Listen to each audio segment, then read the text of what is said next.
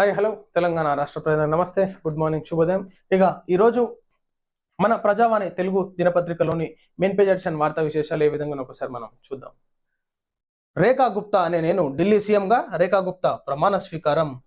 ఉప ముఖ్యమంత్రిగా పర్వేష్ వర్మ, మరో 5గురికి మంత్రి పదవులు. ప్రమాణ స్వీకారం చేయించిన లెఫ్టినెంట్ గవర్నర్ సక్సేనా, హాజరైన ప్రధాని Modi, AP CM Chandrababu, deputy CM Pawan, power star ను ఆప్యాయంగా పలకరించిన మోడీ. ఖచ్చితంగా ఏదైతే మంచి రాజకీయవేత్తగా మరి ఏదైతే రేఖా గుప్తా గారు ఢిల్లీలో మరి ముఖ్యమంత్రిగా బాధ్యతలు స్వీకరించినప్పుడు నరేంద్ర మోడీ గారు ఎంతో సంతోషించిన, ఒక మహిళకు ఉన్నటువంటి దేశంలో ఎంత కీలక బాధ్యతలు ఇస్తున్నారు, మహిళలను ఏ విధంగా డెవలప్మెంట్ చేస్తున్నారో ఒకసారి నరేంద్ర మోడీ గారి వారి రాజకీయాలను చూసి కూడా ముక్కున వేలేసుకునేటటువంటి పరిస్థితి నాడు ఇతర రాష్ట్రాల ముఖ్యమంత్రులకు కూడా ఆశ్చర్యానికి గురవుతున్నారు. ఒక కార్పొరేటర్ స్థాయి నుంచి కింది స్థాయి ఉన్నటువంటి ఒక రాజకీయ నాయకురాలను తీసుకొచ్చి సీఎంగా చేసినారంటే ఒకసారి ఆలోచించుకొని ఆశ్చర్యపోయేటటువంటి విషయం అది. ఈనాడు మంచి పరిపాలన దిశగా కొనసాగాలంటే ఈనాడు మహిళలైతేనేమి కీలక పాత్ర పోషిస్తున్నారు మన దేశ రాజకీయాలలో. ఢిల్లీ 4వ మహిళా ముఖ్యమంత్రిగా రేఖా గుప్తా ప్రమాణ స్వీకారం చేశారు. ఈ కార్యక్రమం రామ్లీలా మైదానంలో ఘనంగా జరిగింది. మధ్యాహ్నం 12:35 లెఫ్టినెంట్ గవర్నర్ వినయ్ కుమార్ సక్సేనా ఆమె చేత ప్రమాణ స్వీకారం చేయించారు. రేఖాతో పాటు 6గురు మంత్రులుగా ప్రమాణం చేశారు. ఢిల్లీ ఉప ముఖ్యమంత్రిగా పర్వేష్ సాహెబ్ సింగ్ వర్మ ప్రమాణం చేయగా, మహేందర్ సింగ్ సిర్సా, పంకజ్ కుమార్ సింగ్, వీరేందర్ సింగ్, ఇంద్రజ్, ఆశీష్ సుద్, కపిల్ మిశ్రా మంత్రులుగా ప్రమాణ స్వీకారం చేశారు. సో మంచిగా పరిపాలన బాగుండాలని చెప్పేసి కోరుకుందాం. సంప్రోక్షణ మహోత్సవం సీఎం రేవంత్ కు ఆహ్వానం. యాదగిరిగుట్ట లక్ష్మీ నరసింహస్వామి దేవస్థానం బంగారు విమాన గోపుర కుంభాభిషేక సంప్రోక్షణ మహోత్సవంలో పాల్గొనాల్సిందిగా ముఖ్యమంత్రి రేవంత్ రెడ్డికి ఆహ్వానం అందింది. ఈ మేరకు దేవాదాయ శాఖ మంత్రి కొండా సురేఖ, ప్రభుత్వ విప్ బీర్ల ఐలయ్య, దేవాదాయ శాఖ మంత్రి కొండా సురేఖ కార్యదర్శి శైలజ రామయ్యతో పాటు ఆలయ ఈవో అర్చకులు జూబ్లీహిల్స్ లోని ముఖ్యమంత్రి నివాసంలో రేవంత్ రెడ్డిని కలిశారు. ఈ నెల 23న నిర్వహించనున్న స్వామివారి బంగారు విమాన గోపుర మహాకుంభాభిషేక సంప్రోక్షణ మహోత్సవ కార్యక్రమానికి ఆహ్వాన పత్రికను అందజేశారు.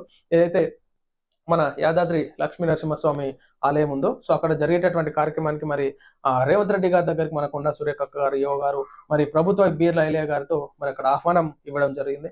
సో మన తెలంగాణలో చిన్న తిరుపతిగా పేరుగాంచినటువంటి ఆలయం ఎంతో ప్రసిద్ధి గాంచుతుంది. సో ఎంతో మంది ప్రజలు కూడా నిత్యం అక్కడికి రావడం జరుగుతుంది. ప్రజలు కూడా అక్కడికి వెళ్ళి మరి ఆ కార్యక్రమాన్ని మరి ఆ స్వామివారి దీవెనలు కూడా పొందాలని చెప్పేసి కోరుతా ఉన్నాను.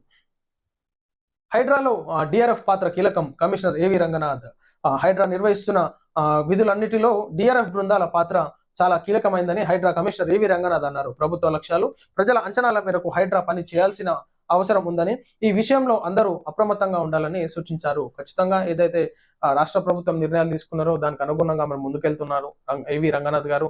సో ఏదైతే ఇలీగల్ కన్స్ట్రక్షన్స్ ఉన్నాయో, అదేవిధంగా మోరీలు, నాలాలు కబ్జాలు చేయడం కానీ, చెరువు FTL బఫర్ జోన్లలో కన్స్ట్రక్షన్ చేయడం కానీ నేలమట్టం చేస్తున్నారు. సో ఏది ఏమైనా సరే మేమైతే ఆగం. సో ఇంకా బృందాలను ఏర్పాటు చేసుకొని ఇది త్వరగతిన తెలంగాణ రాష్ట్ర వ్యాప్తంగా ఏదైతే జరుగుతున్న ఇల్లీగల్ కన్స్ట్రక్షన్స్, సో తెలంగాణ రాష్ట్ర వ్యాప్తంగా కూడా అన్ని జిల్లాలలో కూడా జరగాలని చెప్పేసి ప్రజలు కోరుకుంటున్నారు. ఎందుకంటే జిల్లాలలో కూడా చెరువులు కబ్జాలు అవ్వడం, FTL జోన్లలో, బఫర్ జోన్లలో కన్స్ట్రక్షన్లు జరగడం, నాలాలు కబ్జాలకు గురవుతున్నాయి కాబట్టి మరి దాని మీద కూడా డిమాండ్స్ కూడా రావడం జరుగుతుంది. సో దానిపైన కూడా ఏ విధంగా మరి రంగనాథ్ గారు ముందుకెళ్తారో ఒకసారి మనం ఆలోచించుకోవాలి. కానీ పూర్తిగా చెరువులను మాత్రం FTL బఫర్ జోన్లు, నాలాలు కబ్జాల పైన మాత్రం ఏకదాటిగా దాడులు చేయడం జరుగుతుంది. అది చెక్ చేసి ఇల్లీగల్ కన్స్ట్రక్షన్ అయితే దాన్ని నేలమట్టం కూడా చేయడం జరుగుతుంది. ఎమ్మెల్సీ అభ్యర్థిని గెలిపించుకుంటేనే అభివృద్ధి. మంత్రి సీతక్క, పట్టభద్రుల ఎమ్మెల్సీ ఎన్నికల్లో కాంగ్రెస్ పార్టీ ఎమ్మెల్సీ అభ్యర్థిని గెలిపించుకుంటేనే మరింత అభివృద్ధి సాధ్యమవుతుందని జిల్లా ఇన్ఛార్జ్ మంత్రి సీతక్క అన్నారు. మంచిర్యాల జిల్లా జన్నారం మండలంలోని పైడిపల్లి ఫంక్షన్ హాల్లో గురువారం ఖానాపూర్ నియోజకవర్గ స్థాయి ముఖ్య నేతల కార్యకర్తల సన్నాహక సమావేశం నిర్వహించారు.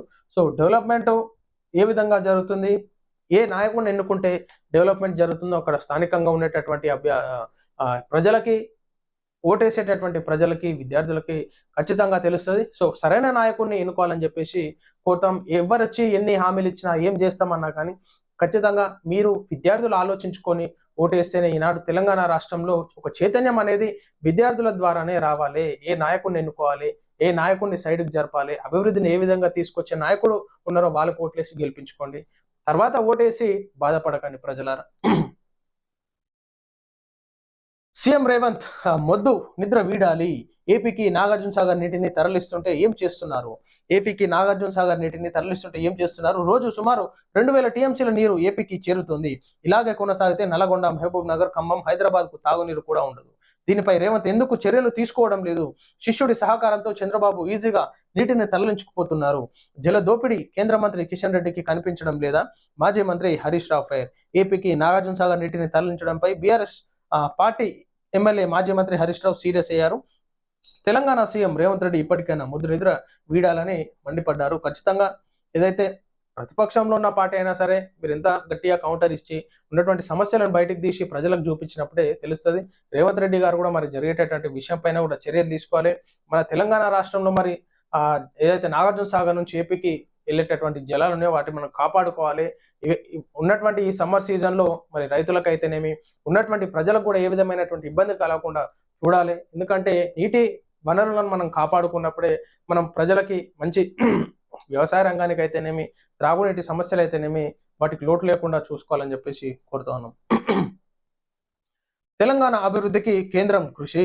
తెలంగాణ రాష్ట్రంలో అన్ని రంగాల అభివృద్ధికి కేంద్ర ప్రభుత్వం నిధులు ఇస్తోందని కేంద్ర మంత్రి బండి సంజయ్ కుమార్ తెలిపారు. ఖచ్చితంగా ఈనాడు తెలంగాణ రాష్ట్రంలో బీజేపీని కూడా ప్రజలు గెలిపించుకున్నారు కాబట్టి కేంద్ర ప్రభుత్వం తెలంగాణ రాష్ట్రాన్ని కూడా మంచి సపోర్ట్ చేయాలి.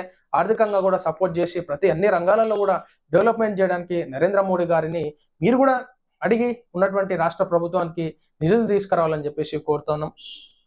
ఆ రోజు జగన్తో కేసీఆర్ స్నేహంగా మెలిగారు ఉత్తమ్ కుమార్ రెడ్డి. జగన్తో స్నేహంగా ఉంటూ జల దోపిడీకి సహకరించారని ఆరోపణ. కృష్ణా జలాల్లో తెలంగాణకు 200 టీఎంసీలు సరిపోతాయని చెప్పారని ఆగ్రహం. జగన్ హయాంలో పోతిరెడ్డి పాటు సామర్థ్యం పెంచిన కేసీఆర్ మౌనంగా ఉన్నారని విమర్శించారు. వీళ్ళు వాళ్ళ మీద, వాళ్ళు వీళ్ళ మీద. అన్యాయం జరిగేది ప్రజలకే. సో ఇది ప్రజలారా మనం చూస్తున్నాం ఈరోజు మన ప్రజావాణి సమగ్ర తెలుగు దినపత్రికలోని మెయిన్ పేజ్ ఎడిషన్ వార్తా విశేషాలు ఈ విధంగా. సో ఖచ్చితంగా పేపర్ అందరూ డౌన్లోడ్ చేసుకోవాలి. పబ్లిక్ కూడా న్యూస్ రెగ్యులర్ గా ఉండేటటువంటి వార్తా విశేషాలు మెయిన్ పేజ్ ఎడిషన్ వార్తా విశేషాలు అయితేనేమి ఈ ప్రోగ్రామ్ ని ప్రజలందరికీ మీరు వాట్సాప్ లో కానీ షేర్ చేయాలని చెప్పేసి సోషల్ మీడియాలో షేర్ చేయాలని చెప్పేసి కోరుతున్నాను. అందరికీ నమస్కారం.